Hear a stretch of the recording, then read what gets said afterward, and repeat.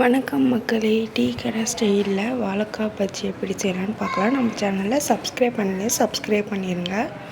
ஒரு குண்டால் பஜ்ஜி மாவு, கடலை மாவு, அரிசி மாவு, கொஞ்சமாக உப்பு, தேவையான அளவு மிளகாய்த்தூள் சேர்த்து கொஞ்சமாக தண்ணி ஊற்றி நல்லா கலந்துக்கோங்க.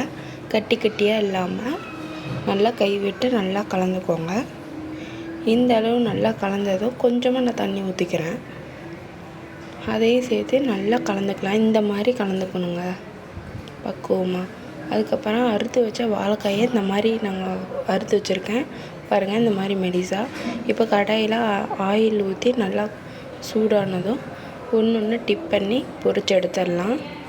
சூப்பராக சீக்கிரமாக ரெடி ஆயிடுச்சுங்க.